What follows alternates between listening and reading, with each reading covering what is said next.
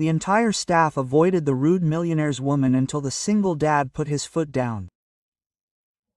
What happens when the rudest, most arrogant businesswoman in town meets a simple single dad who isn't afraid to tell her the truth to her face?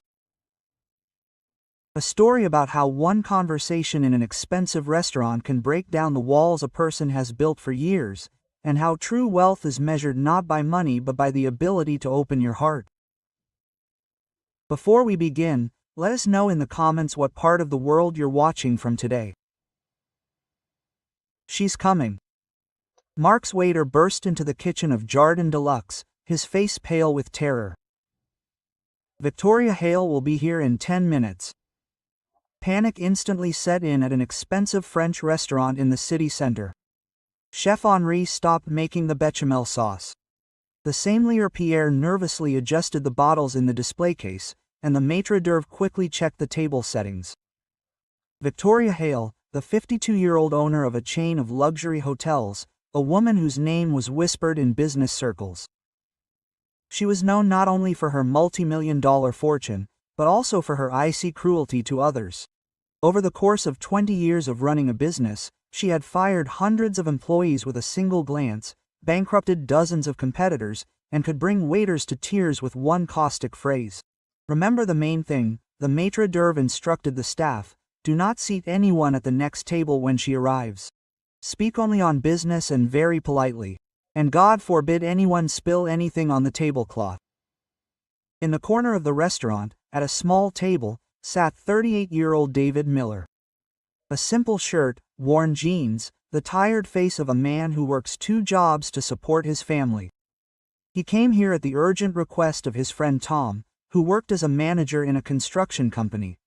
Quote, "David, there will be people there who can give you a good job," Tom persuaded over the phone.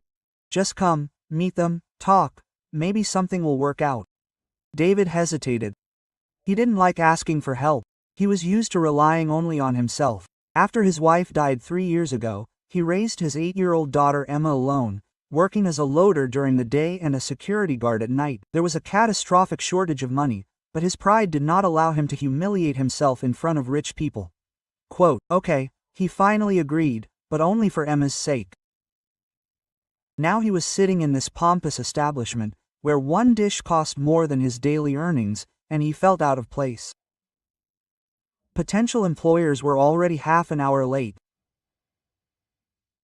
At 7:30, Victoria Hale, a tall, slender woman in an expensive black Armenia suit, entered the restaurant.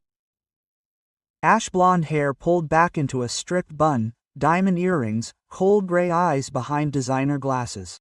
She moved around the room like a queen, eyeing her subjects with disdain. Quote, "Welcome, Madam Hale," the maitre d' bowed. "Your usual table is ready." "I see the room is not empty," Victoria said icily, looking around at the few customers. "Didn't I ask for no strangers to be here during my dinner?" "Excuse me, madam, but these gentlemen have reserved tables earlier. I don't care when they reserved. I pay for exclusivity."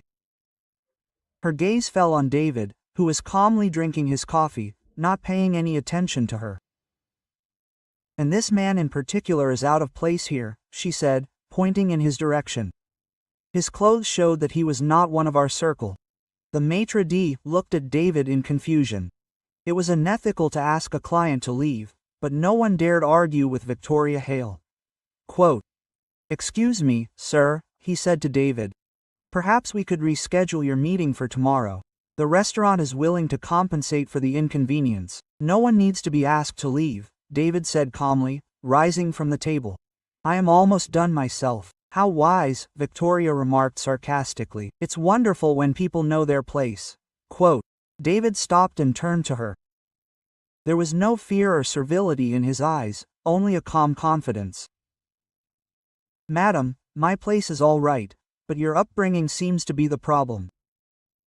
The restaurant fell dead silent. The staff froze in horror. No one had ever said such a thing to Victoria Hale. "What did you say?" she said slowly. "I said that all people deserve respect, including those who work here.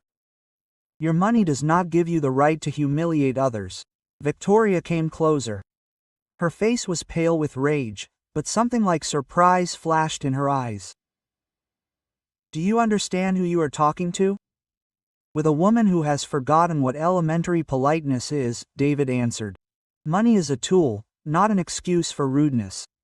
I have built a business empire. My decisions affect the lives of thousands of people, and this imposes responsibility, not a privilege to be cruel." Victoria looked at him as if she saw an unusual creature. For 20 years, no one dared to contradict her so openly and fearlessly. "Sit down," she said unexpectedly. "What?" "Sit at my table. I want to continue this conversation." Quote. David hesitated. He planned to leave and forget about this unpleasant meeting. "Why?" "Because in 5 minutes you told me more truth than all my acquaintances in the last 5 years." The maitre d' and waiters watched what was happening in amazement. Victoria Hale invited a stranger to her table. It was unheard of. "Okay," David agreed, but not for long. They sat down opposite each other at a table covered with a snow-white tablecloth, with silverware and crystal glasses. The contrast was striking, an elegant businesswoman and a simple worker. "What is your name?" Victoria asked. "David Miller." "What do you do, Mr. Miller?" "I work as a loader and a security guard. I am raising a daughter." Quote. "My wife died 3 years ago of cancer." Victoria nodded, but there was no sympathy in her eyes, only cold curiosity. "And you think you have the right to tell me how to live?" "I believe that every person has the right to be respected, regardless of the size of their bank account." Beautiful words. But what do they mean in reality? David looked at her carefully. "In reality, it means that the waiter who serves us works 12 hours a day to support his family. The cook in the kitchen gets up at 5 o'clock in the morning to prepare dinner for you. The cleaner comes at night so that in the morning you can sit in a clean room. So what? They are paid for this. They are paid for their work, but not for humiliation. Politeness costs nothing, but its absence costs everyone dearly." Victoria leaned back in her chair. This man spoke to her as an equal, without trying to flatter or beg for a favor. "Mr. Miller, you are naive. In this world, the strong survive, and the weak serve. I didn't make these rules, but I use them. And who determines who is strong and who is weak? The size of the wallet? What else? Talent, virtue." There was a hint of mockery in her voice. "These are fairy tales for children." "Then let me ask you," said David, leaning forward. "How many real friends do you have, people who love you for more than just money?" Victoria fell silent. This question hit the nail on the head. Friends. Luxury that I cannot afford, or you cannot afford the trust that is necessary for friendship. She looked at him intently. Where did such wisdom come from a simple loader? Life has taught me, when you lose the person dearest to you, you understand what is truly important. And what is important? People who stay with you not because they need something, but because they care. My daughter meets me at home not because I am rich or successful, but because I am her father. Victoria felt an unexpected prick in her heart the last time she returned home, knowing that there's someone is waiting for her. And if these people betray you, then you will find others. But if you close yourself off from everyone in advance, you will never know what real intimacy is capable of. The waiter cautiously approached the table. Quote, "May I offer you a menu?" he asked timidly. "Bring me something simple," Victoria said. "And thank you for your patience." The waiter blinked in surprise. Victoria Hale thanked him. This was the first time in all the years she had been to the restaurant. When the waiter left, Victoria turned to David. "Why aren't you afraid of me? Everyone else is. Why should I be afraid? The worst that can happen is that I will remain in the same situation I was in before this conversation. I can make it so that you will not find a job in this city. You can, but it will not change who I am, and it will make you even more alone." Victoria was silent for a long time, looking out the window at the evening lights of the city. This man saw right through her and did not turn away in disgust or fear, the last time she had encountered such sincerity. The waiter brought a simple dinner: salmon salad, boiled potatoes, mineral water.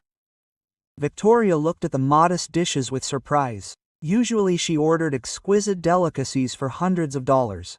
Quote, "Mr. Miller," she said, cutting the fish, "tell me about your life, about real life without embellishment." David took a sip of water and thought, "I get up at 5 o'clock in the morning, breakfast for my daughter, I take her to school, from 8 o'clock to 6 o'clock I work in the warehouse, I pick up Emma from after-school care, we have dinner, do homework, at 10 o'clock in the evening I go to my second job as a security guard in an office building, home at 6 o'clock in the morning, I sleep 2 to 3 hours and start over. And so every day except Sunday. On Sundays, Emma and I go to the park or the library, sometimes to the movies if we have extra money." Victoria imagined such a life. Endless work for survival. No entertainment, no luxury. "And how did your wife die?" "Breast cancer was discovered at stage 4. Treatment lasted a year and a half. Insurance did not cover everything. We had to sell the house, the car, take out loans. And now you have to pay them off for another 3 years at $800 a month." Victoria quickly calculated in her head, with his income, this was a huge amount. "And why didn't you declare bankruptcy? I don't want my daughter to grow up understanding that you cannot be responsible for your obligations." "Noble," she said with slight irony. "But stupid. Smart people use all the possibilities of the system." Quote, "Maybe, but I want to sleep peacefully." Peacefully in your situation. "I have a daughter who loves me. A job that allows us not to starve, a roof over our heads, what more could you want?" Victoria laughed bitterly and without joy. "Mr. Miller, you live like a beggar and call it happiness. And you live like an empress and look unhappy. Which of these is more correct?" The blow was accurate. Victoria felt her cheeks glow with a blush. "You don't know my life? Then tell me." She was silent for a long time, twirling a glass of water in her hands. When was the last time she told someone about herself, about the real her, and not about the public persona of a successful businesswoman? "I grew up in a poor family," she finally began. "My father drank. My mother worked 2 jobs. At 16, she left home, worked as a waitress, studied in the evenings. At 22, she married her partner architectural firm. Did you love him? I thought I did. In fact, I loved the stability he could provide. He was 15 years older, wealthy, respectable. What happened? 5 years later, it turned out that he had embezzled the firm's clients' money, scandal, trial, prison, and I was left with debts and a reputation as the wife of a fraudster." David nodded, continuing to eat. He did not express sympathy or condemnation, he just listened. "I had to start from scratch. I got a job as a manager in a small hotel. I worked like crazy, 16 hours a day. In 3 years, I became a manager. In 5, I bought my share in the business, and we decided not to trust anyone anymore. I decided to rely only on myself. My second husband turned out to be even worse than the first. He tried to take my business away from me through the court, claiming that he had the right to what I earned during the marriage. Did he succeed? No, but it cost me $500,000 on lawyers. After that, I realized that men only see me as wallet. And friends," Victoria smiled bitterly. "Friends, when you have money, you have a lot of friends. Everyone wants to meet you, invite you to a party, tell you about their financial difficulties, but try to say no. And you find out what this friendship is worth. So you decided to be cruel first. I decided to be honest.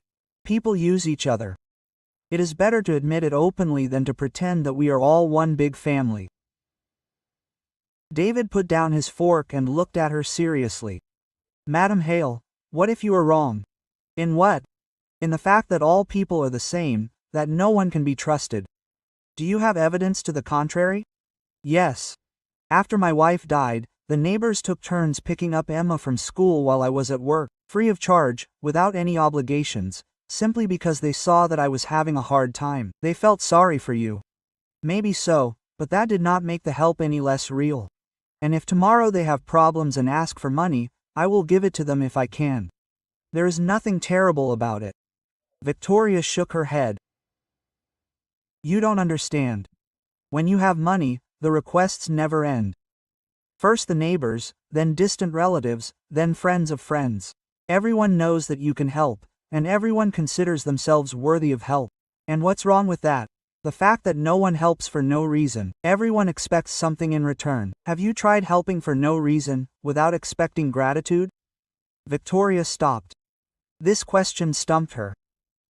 When was the last time she did something not for profit or image?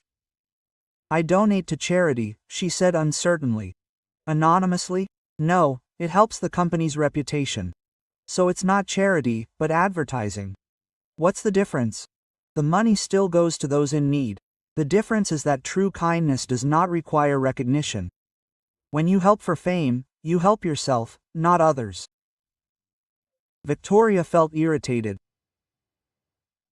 Mr. Miller, it's easy to philosophize about kindness when you have no money, but when you have millions, your every action becomes public. Then why do you still live alone? Who said you are alone? You yourself with your whole behavior. A person who has loved ones does not humiliate waiters, does not demand an empty hall, does not build walls out of rudeness. Victoria fell silent. This man saw right through her, and it was frightening. Quote, "Perhaps I am tired of disappointments," she quietly admitted. Or maybe you're disappointed in people because you initially expect the worst from them. Quote, "And what do you suggest? Become a naive fool who trusts everyone? I suggest we try trusting at least one person. Not money, not business secrets, just honesty. And that person should be you. Why not? I don't need anything from you. I have no plans for your money. The most I can get is an interesting conversation." Victoria carefully studied his face, trying to find signs of a lie or hidden motives, but she saw only calm sincerity. "Okay, Mr. Miller, let's try this experiment." A week after that memorable meeting in the restaurant, David Miller was returning home from a night shift when the phone rang, an unfamiliar number. "Hello, Mr. Miller, this is Victoria Hale. I hope I didn't wake you up." David looked at his watch in surprise. 7 o'clock in the morning. "Good morning, Madam Hale." "No, I'm just on my way home from work. We can talk. I'd like to continue our conversation." "Sure, but I have to take my daughter to school in an hour." "I understand. Maybe I can invite you for coffee this evening?" David hesitated. He had thought a lot about this strange woman since their meeting. Behind the rudeness and arrogance, he saw a deep loneliness that she tried to hide behind a wall of aggression. "Good. At 7 p.m. Great. You know the Moment Cafe on Main Street. It's simpler than Jardine." David smiled. She had considered his options. "I know, until next time." In the evening, David came to a small, cozy cafe and did not immediately recognize Victoria. Instead of a formal suit, she was dressed in simple jeans and a cashmere sweater. Her hair was loose, a minimum of makeup. She looked younger and more human. "You've changed," he said, sitting down opposite her. "For the better, I hope." "You certainly seem more relaxed." Victoria ordered a simple Americano David cappuccino. "Mr. Miller, I've been thinking about our words all week, about how I punish the innocent for the mistakes of others. And what conclusions have you come to?" "That you may be right. Yesterday, I yelled at my secretary for bringing my coffee 2 minutes later than usual. And then I thought, it's not her fault that my first husband was a cheater." "Did you apologize?" "Yes. For the first time in 10 years, I apologized to a subordinate." She almost fainted. David smiled. "How did you feel after that?" "Strange, as if a heavy burden had been lifted from my shoulders, but at the same time vulnerable." "Vulnerability is not weakness, it is honesty." Victoria nodded, stirring her coffee. "Tell me about your daughter. What is she like?" "Emma is an amazing girl. Smart, kind, funny. After my mother died, she became very mature for her age. Sometimes she cares about me more than I care about her." "How is that?" "She meets me from work, asks if I'm tired. She makes sandwiches. When she sees that I'm worn out, she brings slippers and says, 'Dad, rest, I'll do my homework myself.'" Victoria's eyes suddenly grew wet. She has a photo of her mother on the nightstand next to her bed. Every evening she says good night to her. Sometimes she tells her how her day went. "Do you miss your wife?" David thought about it. The first year was very difficult, but then he realized that she would not want Emma and me to suffer. She would want us to live on and be happy. And are you happy? In your own way, yes. I have a reason to wake up every morning. Victoria was silent for a long time, looking out the window. But I don't, she quietly admitted. I wake up because I have to, I work because I'm used to it. But there is no meaning. And children, you didn't want children? Quote, I really wanted to. But my first husband kept putting it off. First a career, then a house, then something else, and then it was too late. Too late at 52 for biological children, yes. And adoption? I don't know who needs a careerist mother who works 16 hours a day. Many children just need a loving family, David said. And money is an additional plus, not the main thing. But what if I can't handle it? What if I can't be a good mother? What if you can? Madam Hale, you built a business empire from scratch. Is raising a child really that much more difficult? Victoria laughed, for the first time sincerely. It's funny. I'm not afraid of anyone in business, but when I think about a child, my hands shake, because business is control, and children are love, and love always scares. Does it scare you too? Of course, every day I'm afraid that I won't be able to handle raising Emma, that I'll do something wrong. But love gives me the strength to overcome fear. They talked until the cafe closed. Victoria told about her fears and doubts, and David shared his experience of fatherhood. For the first time in many years, she talked to someone not about money and power, but about human experiences. Mr. Miller, she said when they went outside, is it possible to meet so regularly? Just to talk? Sure, but maybe next time you will meet Emma? Quote. Victoria looked at him with fear. What if she doesn't like me? What if you like her? A few days later they met in the city park. Emma was an exact copy of her mother, judging by the photos that David showed. Dark curly hair, big brown eyes, an open smile. This is Miss Victoria, David introduced. We met recently. Hello, Miss Victoria, the girl said happily. Dad told me that you are very smart and that you have a great company. Victoria squatted down to be at the child's eye level. Hello, Emma. And your dad told me that you are the most wonderful daughter in the world. Really? Emma beamed. What else did he say? That you study very well and help him at home. I can cook scrambled eggs and pasta and wash the dishes. Do you want me to show you how I swing on the swing? For the next 2 hours, Victoria watched Emma play, run, laugh. The girl ran up to her every now and then, told her something, showed her flowers or interesting stones. No prejudices, no fear, only childish openness. Miss Victoria, do you want to ride on the swing? Emma asked. I don't know how, Victoria answered embarrassedly. It's okay, I'll teach you. Dad, help Miss Victoria. David smiled and helped Victoria sit on the swing. Emma started to push her, explaining how to move her legs correctly. Quote, see, you can do it, the girl was happy. Victoria swung and laughed, feeling as if she were 8 years old again. When was the last time she laughed so carefree? Quote, Miss Victoria, Emma said seriously when the swing stopped, and you will be our friend. You want to be very. Daddy needs friends, and I need a girlfriend to talk to about girly things. Victoria looked at David. He was smiling, watching their conversation. Quote, then yes, she said, I will be your friend. The next months were the discovery of a new world for Victoria.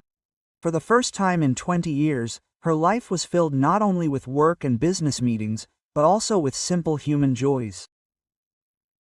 Every weekend she came to visit David and Emma in their small 2-room apartment. At first, the contrast was striking. She was used to a luxurious mansion with marble floors and antique furniture. But here was a simple second-hand store setting. Quote, Miss Vic, Emma would shout, greeting her at the door. That was her shortening of Victoria's name, and the nickname stuck. Quote, hi, sunshine, how are you doing at school? Good. Guess what? I got an A in math. Want to see? Emma dragged her to the table, showed her notebooks, told her about her school friends and teachers. Victoria listened with genuine interest. The world of children turned out to be surprisingly complex and important. Quote, "And I was also assigned an essay about my family," Emma said at dinner. "Can I write about you? About me too? But I'm not your family." "How not family?" The girl was surprised. "You come to visit us, help with homework, cook with me. So you are family." David and Victoria exchanged glances. Over these months, a special closeness had developed between them, not romantic, but deeply human. They understood each other at a glance. "Write about whomever you want," David smiled. Gradually, Victoria began to participate in the family's daily life. She learned to cook simple dishes. It turned out that making pancakes on Sundays was much more pleasant than ordering dinners at Michelin restaurants. Quote, "Miss Vic makes the best pancakes in the world," Emma announced, spreading them with honey. "Of course," David laughed. "She adds a secret ingredient." "What is it?" Emma asked with interest. "Love," he answered seriously. Victoria felt love blush. The last time she cooked with love, the changes affected her behavior at work. Employees were surprised to notice that the formidable Miss Hale had become softer. She began to greet the security guards, thank the secretaries, and inquire about the well-being of her subordinates. Quote, "Miss Hale," her assistant Sarah turned to her, "Are you all right? Why do you ask? Have you changed, become kinder?" Victoria thought about it. Indeed, she had become different, and these changes came from within. "Sarah, do you have children?" "Yes, madam, a son, he is 6 years old." "What is his name?" "Timmy."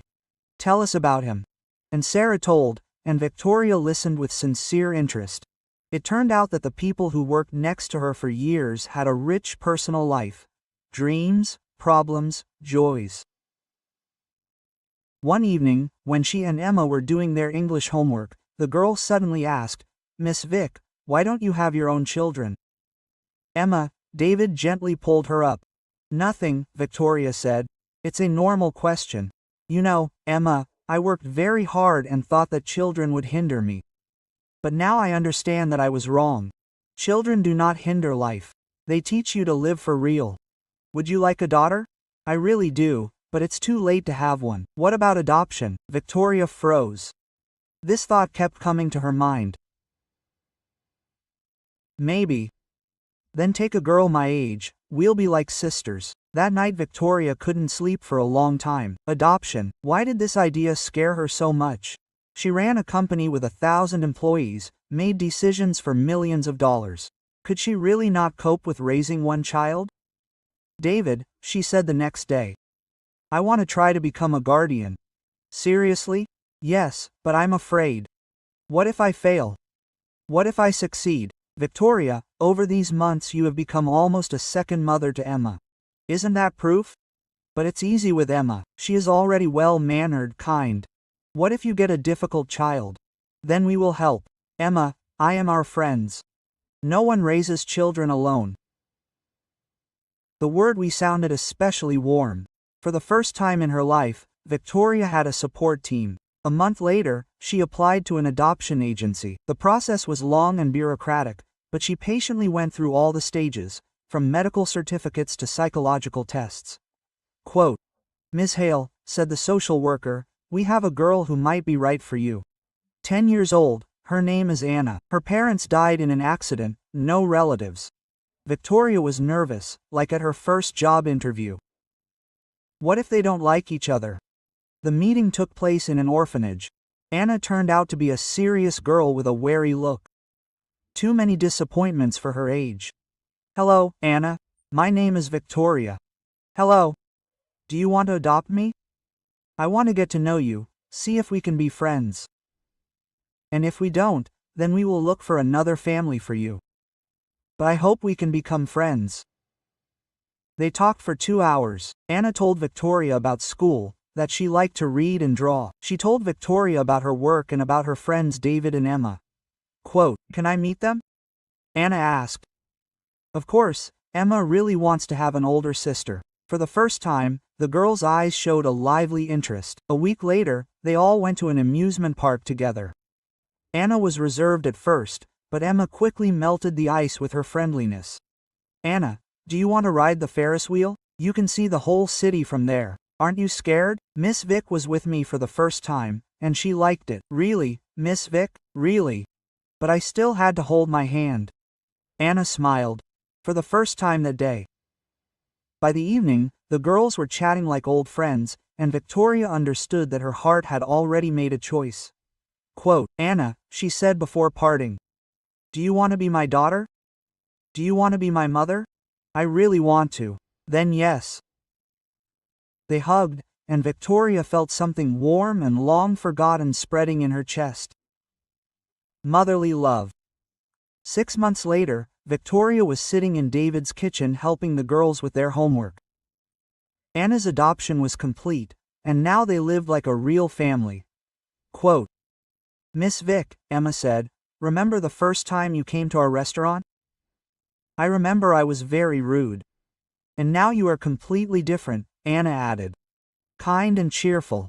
You are the one who changed me," Victoria smiled. Taught what a real family is. During dinner, the conversation turned to plans for the weekend. Victoria listened to this ordinary family planning and felt amazingly calm. After dinner, while the girls were playing, David and Victoria were washing the dishes. Quote, "Victoria," he said quietly, "are you happy?" She thought. "I thought for so many years that I knew what happiness was: success, money, recognition. But it turned out that happiness is when you are welcomed at home, when someone needs your care. And I think about you and I understand that I have fallen in love." Victoria felt her heart beat clear. "David, I am older than you. I have a difficult character, and I am used to working with my hands and earning pennies, but over these months you have become part of our family." Victoria went to the window. "And what will people say? A millionaire and a simple worker. And what difference does it make to us?" She turned to him. "Really, what difference does it make? I have lived for so many years by other people's opinions." David came up and took her hands. "I cannot give you the luxury you are used to, but I can give love and family. And I do not need more." They kissed. A simple tender kiss that meant more than all the riches in the world. "Miss Vick, Dad," Emma shouted. "You can congratulate Anna on her victory." They laughed and went to the children. A month later, they got married in a quiet ceremony with the girls and a few close friends present. Victoria realized that she had found what she had been looking for all her life: not power and money, but people who loved her simply for who she was. Real wealth turned out to be something completely different.